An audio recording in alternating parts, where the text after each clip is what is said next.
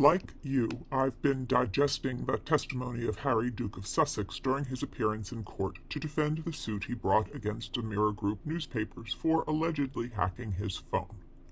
I don't know what I had been expecting as the trial got underway. Some bombshell revelations on Harry's part? Harry came, however, to his testimony like the Who's after the Grinch had stolen their Christmas. It came without ribbons, it came without tags, it came without packages, boxes, or bags. Harry came to court without evidence.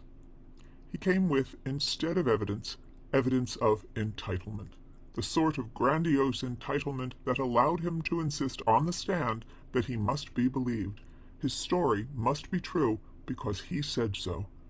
And this, even as he conceded time and again that information that had appeared in the press could have made it to the press by ways other than phone hacking or leaks, as he claims. Indeed, some of it had even come from the palace press offices themselves, by way of routine palace statements. Harry looked like a jackass, particularly as he was portrayed by the red-bearded actor who took his part in a reenactment produced by a British news show. It was all very cringy, in large part because you don't want anyone ever to look that bad, and it's hard to watch when they do. At one point, on his final day in court, Harry was asked why he was pursuing his case against the Mirror Group newspapers. One phrase in his answer stayed with me. He said he was doing this to end, quote, the absolute intrusion and hate that was coming towards me and my wife, unquote. Let's break that phrase down into two parts and have a little deeper look into Harry's two main complaints. First, intrusion.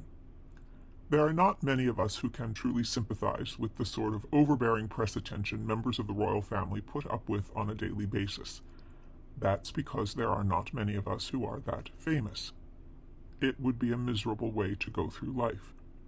On the other hand, many of the newspaper accounts that Harry is complaining about took place in the years when he was simultaneously third in line to the British throne and partying very hard, drinking a lot of alcohol and doing a lot of drugs and stripping down to his birthday suit in Vegas.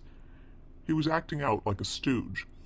I can make room for the legitimate concern that a potential next head of state was a complete head case. Also, take into consideration that all of the press articles cited in Harry's court case had appeared in newspapers in the years prior to when he met Meghan Markle. Not one of them had to do with Meghan, so his pronouncement that he was in court to protect his wife from intrusion was a little disingenuous. If he was protecting anyone's privacy in this instance, it was Chelsea Davies, his ex-girlfriend. He brought her up 108 times in his testimony compared with just 5 mentions of Meghan. Second, hate. This is a strong and loaded word, but Harry believes hate was being directed at him and his wife. I would like to disabuse him of the idea that he and Meghan are hated. At least, I don't think that's an accurate description of how most of us feel about this pair.